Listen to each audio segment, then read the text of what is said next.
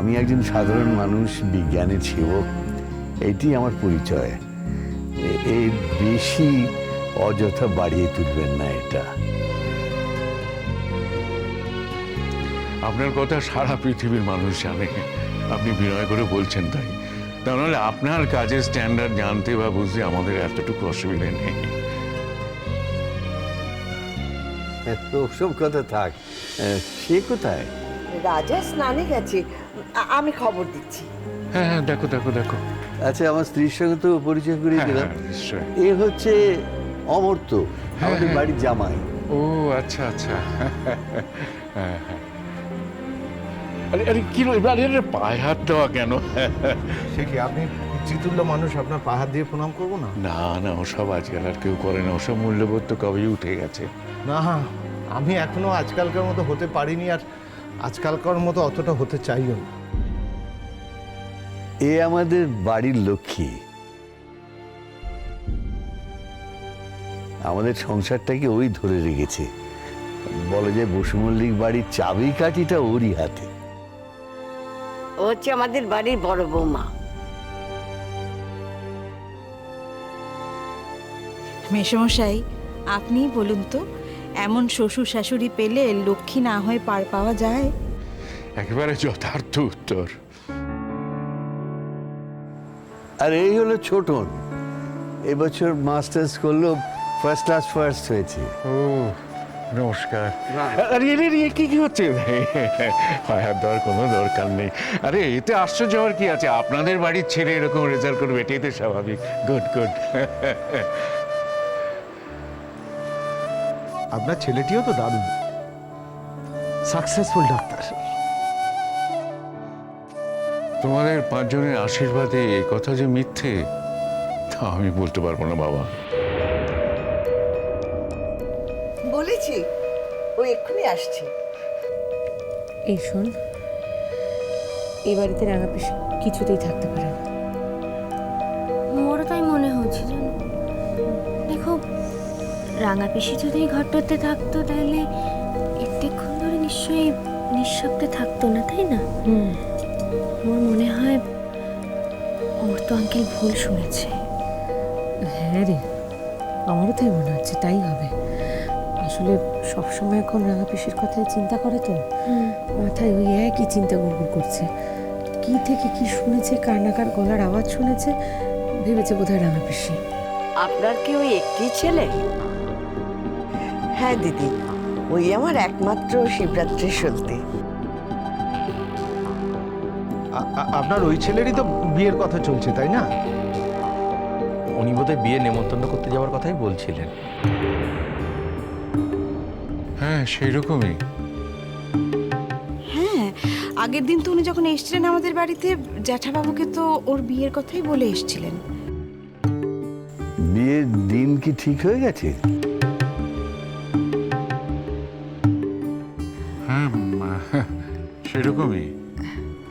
হ্যাঁ হয়েছে। আপনাদের কি বলবো, আপনাদের নিশ্চয়ই সব কথাই তো বলে। এটাও নিশ্চয়ই বলেছে যে ও কাকে বিয়ে করছে। আমার ওই হীরের টুকরো ছেলে কেন যে নিজের জীবনটা এভাবে শেষ করছে, সেটা ভেবে ভেবে এই বুড়ো বুড়ি খুব অশান্তির মধ্যে আছে। কাকে বিয়ে করছে ও? কেন, দাদা কিছু বলেননি? হ্যাঁ, যেটুকু শুনেছিলাম, একটু মানসিক প্রতিবন্ধী এরকম একটি মেয়ে কি নাকি। ঠিক যে মানসিক প্রতিবন্ধী তা ঠিক বলবো না, তবে মেয়েটি আর পাঁচজনের মতো সেরকম সুস্থ নয়।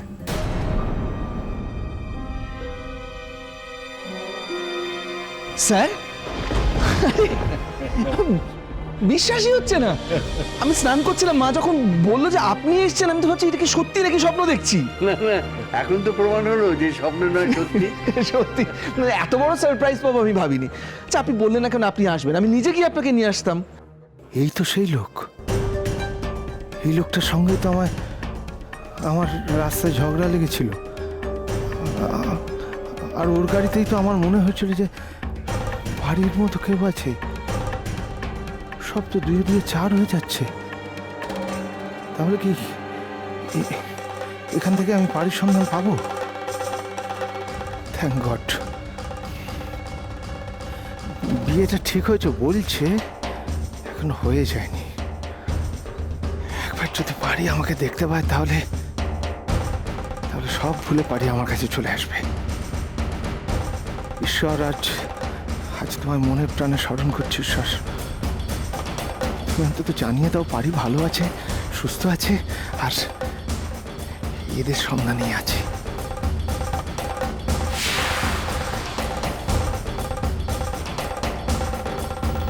এই ভদ্রলোককে কিরম চেনা চেনা লাগছে, কোথায় দেখে? ও গড, এই সঙ্গে তো সেই রাস্তায় ঝগড়া হয়েছিল আমার, অদ্ভুতভাবে গাড়ি চালাচ্ছিল। স্যারের আত্মীয় নাকি? আত্মীয় না হলো পরিচিত তো বটেই। না, আজকেই মিটমাট করে নিতে হবে, সেদিনের জন্য সরি বলতে হবে। চেনা চেনা মনে হচ্ছে আমাকে, চিনতে পারছেন?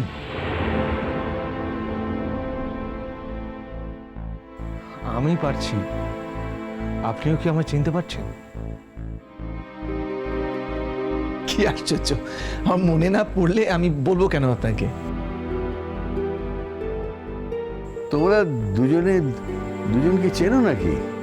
ওই আগে বলনি তো। হ্যাঁ, চিনি মানে ওই একদিন রাস্তায় আলাপ হয়েছিল। ওটা চেনা বলে না স্যার, অদ্ভুত পরিস্থিতিতে দুজনে দেখা হয়েছিল, বিচ্ছিরি ঝগড়া হয়েছিল বলতে পারেন। এমন ভাবে গাড়ি চালাচ্ছিলেন উনি।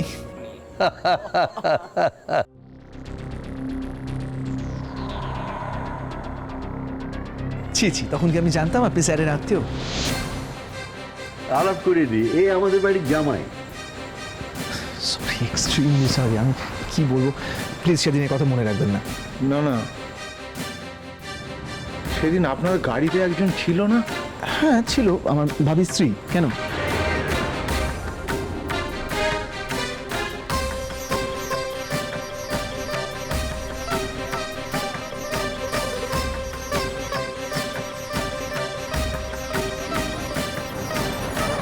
অমর তো বাড়ি এসে বলেছিল না এরকমই কারোর গাড়িতেই ও ঠাকুরজিকে দেখতে পেয়েছিল।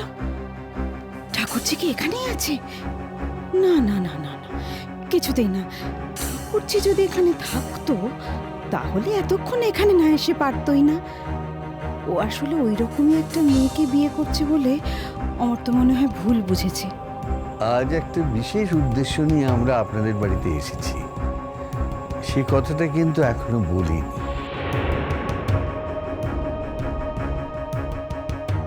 ওসব কথা এখন পরে হবে, এখন চট করে আপনাকে ছাড়ছি না। আচ্ছা, ওদের তো ঠিক চিনতে পারলাম না, একটু আলাপ করিয়ে দিন। আমি ছোট না, আমার জ্যাঠামশাই। ওকে, আমি রাজা। নমস্কার। ছোট না, মানে এরা দুজন হচ্ছে আমাদের বাড়ির বউ, আর উনি আমার বড় বৌদি। হ্যাঁ, ওনার সঙ্গে তো আলাপ হয়েছিল। মনীষীটা কিন্তু বহুত ভদ্র হচ্ছে, তাই না? কিন্তু আমার যে এবার খুব টেনশন হচ্ছে কাজল, আমার তো একেবারে প্রায় দম বন্ধ হয়ে আসছে। হ্যাঁ রে, কথা তো এবার ওইদিকেই এগোচ্ছে। কি জানি শেষ পর্যন্ত যে কি জানবো। রাজা, যে কথা বলবো বলে তোমাদের বাড়িতে এসেছি সেটা মন দিয়ে শোনো, খুব বেশি সময় নেই।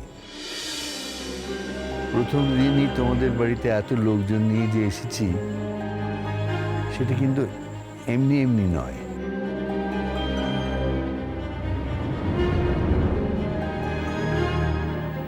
হ্যাঁ, বলুন না স্যার, আপনি তো আমাকে যে কোনো কথা যে কোনো সময় বলতে পারেন, প্লিজ বলুন। আচ্ছা, তুমি যাকে বিয়ে করতে চলেছ সে মেয়েটির নাম কি?